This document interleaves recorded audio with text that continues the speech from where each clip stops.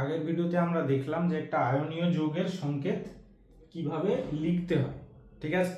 তো আজকের ভিডিওতে আমরা সেই সংকেতটার নাম কি হবে সেটা বুঝবো, যে একটা রাসায়নিক সংকেত দেওয়া আছে সেটার নামটা আমি কিভাবে লিখব, ঠিক আছে।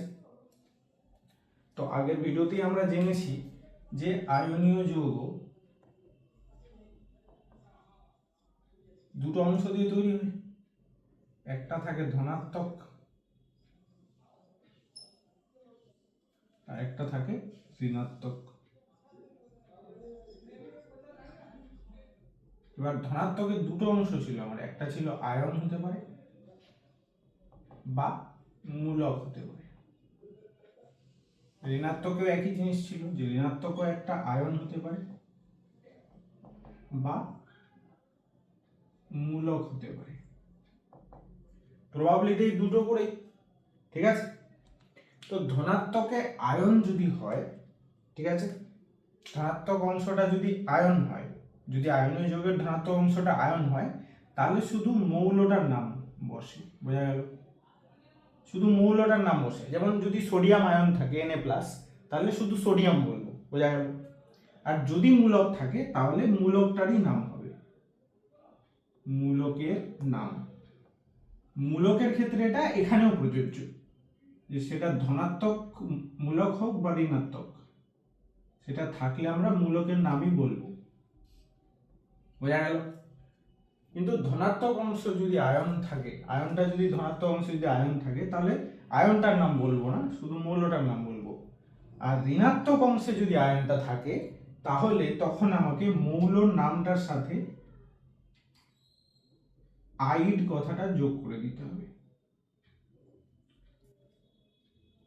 যদি ধনাত্মক অংশটার আয়ন হয় তাহলে শুধু মৌলের নাম হয়, কিন্তু ঋণাত্মক অংশে যদি কোনো আয়ন থাকে, যেমন ক্লোরিন আয়ন Cl-, তখন কি বলবো, মৌলটার সাথে আইড মানে ক্লোরিন আইড, ক্লোরাইড বলতে হবে।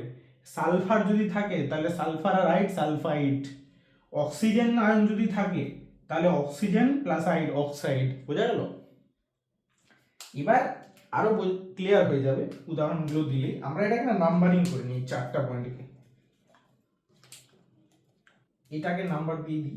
এই ধনাত্মক আয়নটাকে 1 নাম্বার, ধনাত্মক মূলকটাকে 2, ঋণাত্মক আয়নটাকে 3 আর ঋণাত্মক মূলকটাকে 4।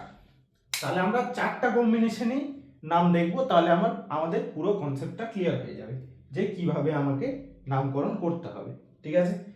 তাহলে একবার আয়নের সাথে আয়নের করব, একবার আয়নের সাথে মূলকের করব, ঠিক আছে। তাহলে প্রথম কম্বিনেশনটা হলো কার কার, 1 আর 2 এর করি।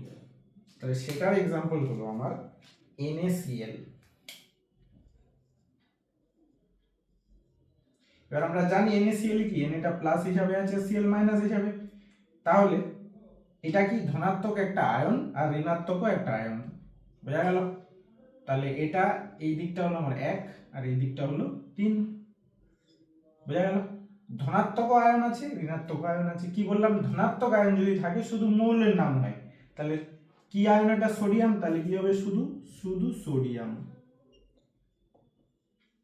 বোঝা গেল। এবার ঋণাত্মক আয়ন আছে, যদি ঋণাত্মক আয়ন হয় তাহলে মৌলটার সাথে আইড লাগাতে হয়, তাহলে ক্লোরিনটা কি হয়ে যাবে, ক্লোরিন প্লাস আইড কি হবে, ক্লোরাইড, বোঝা গেল, সোডিয়াম ক্লোরাইড, ঠিক আছে। তাহলে এটা দুটোই আয়ন হলে বোঝা গেল, ধনাত্মকটা শুধু মৌলের নাম, ঋণাত্মকটা মৌলর সাথে আইড যুক্ত করে বলতে হবে, ঠিক আছে। এবার মূলকের সাথে আয়নের দেখিয়ে দিই। এরপরে উদাহরণ হলো NH4Cl। আর আমরা জানি NH4 একটা মূলক, NH4 প্লাস আর Cl মাইনাস। তাহলে NH4 প্লাসটা কি ধনাত্মক মূলক, তাহলে এটা কত নম্বরের উদাহরণ, 2। আর এটা আমার 3-এরই উদাহরণ, ঋণাত্মক আয়ন। এবার কি বলেছি, যে ধনাত্মক মূলক হলে মূলকের নামই হয়। এটা কি কি মূলক, অ্যামোনিয়াম, তাহলে অ্যামোনিয়ামে লিখব অ্যামোনিয়াম। আর ঋণাত্মক আয়ন হলে মৌলের সাথে আইড যোগ করে ক্লোরিন, তাহলে কি হবে, ক্লোরাইড, অ্যামোনিয়াম ক্লোরাইড, বোঝা গেল। তাহলে এটা আয়নের সাথে আয়ন মানে ধনাত্মক আয়নের সাথে ঋণাত্মক আয়ন, আর ধনাত্মক মূলকের সাথে ঋণাত্মক আয়নের হলো। ঠিক আছে, এবার বাকি আরো দুটো কেস দেখে নিই। একটা তাহলে আমরা ধনাত্মক আয়নের সাথে ঋণাত্মক মূলক করব, আর একটা ধনাত্মক মূলকের সাথে ঋণাত্মক মূলক। এই দুটো বোঝা গেল। এবার আমরা করি আয়নের সাথে মূলক। উদাহরণ হলো ZnSO4। আমরা জানি সালফেট একটা কি ঋণাত্মক মূলক, -2 আধান থাকে, আর জিঙ্কের +2। তাহলে জিঙ্কটা কি ধনাত্মক আয়ন, তাহলে এটা কত নাম্বার? 1 এর উদাহরণ এদিকটা। আর SO4 এটা ঋণাত্মক মূলক, তাহলে এটা কত? 4। কি বলেছি? যদি ধনাত্মক আয়ন থাকে শুধু মৌলটার নাম হয়, এটা কিসের আয়ন? জিঙ্কের আয়ন, তাহলে শুধু কি হবে? মৌলটার নাম হবে জিঙ্ক। আর যদি মূলক থাকে ঋণাত্মক, তাহলে মূলকের নামই হবে এটা কি মূলক? সালফেট। তাই এটাকে বলবো জিঙ্ক সালফেট। বোঝা গেল? এবার থাকলো দুটো মূলক, একটা উদাহরণ নিই, NH4NO3। এবার আমরা জানি এখানে NH4 ধনাত্মক আর NO3 মাইনাস, তাহলে এটা ধনাত্মক মূলক আর এটা ঋণাত্মক মূলক। ধনাত্মক মূলক মানে এটা হয়ে গেল আমার 2 নম্বর, আর এটা হয়ে গেল ঋণাত্মক মূলক মানে 4 নম্বর। বুঝা গেল? তাহলে মূলক হলে তো মূলকের নামই হয়, সেটা ধনাত্মক হোক আর ঋণাত্মকই বা হোক। তাহলে মূলকগুলোর নাম লিখে দেবো। এটা কি? অ্যামোনিয়াম। আর এটা কি? নাইট্রেট। বোঝা গেল? তাহলে আশা করি 4টা উদাহরণ দিয়ে ভালো করে বোঝা গেছে।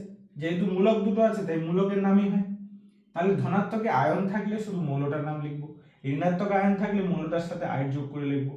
ধনাত্মকে যদি মূলক থাকে তাহলে মূলকের নামই হয়, ঋণাত্মকে মূলক থাকলে মূলকের নাম হয়। বোঝা গেল? এখানে একটা প্রশ্ন হতে পারে যেগুলো উল্টো হলো না কেন। ঠিক আছে, এই প্রসঙ্গে একটা জিনিস মনে রাখতে হবে যে সংকেত হোক বা নাম, সংকেত হোক বা নাম বলতে রাসায়নিক নাম, সব সময় যেটা ধনাত্মক অংশ, পজিটিভ অংশ, ওটা আগে বসবে আর নেগেটিভটা পরে। বোঝা গেল? সেই জন্যই সবগুলো সংকেতেই কিন্তু ধনাত্মক অংশগুলো আগে আছে প্রথমে, ঋণাত্মক অংশগুলো পরে। ঠিক তেমনি নামেও কিন্তু ধনাত্মক অংশটাই আগে আছে, ঋণাত্মক অংশটা পরে। সালফেট জিঙ্ক না, জিঙ্ক সালফেট। বোঝা গেল? সংকেত হোক বা নাম হোক সবসময় ধনাত্মক অংশটা আগে থাকে, ঋণাত্মক অংশটা পরে থাকে। আর কি হবে সেটা তো আমি বলে দিলাম। আশা করি এই ভিডিওটা দেখার পর সবার একদম জলের মতো পরিষ্কার হয়ে যাবে যে একটা রাসায়নিক যৌগ বলতে আয়নিক যৌগের আমরা নাম কিভাবে লিখব। ঠিক আছে, তাহলে আজ এতটাই থাক, দেখা হচ্ছে পরের ভিডিওতে। চলো, বাই বাই।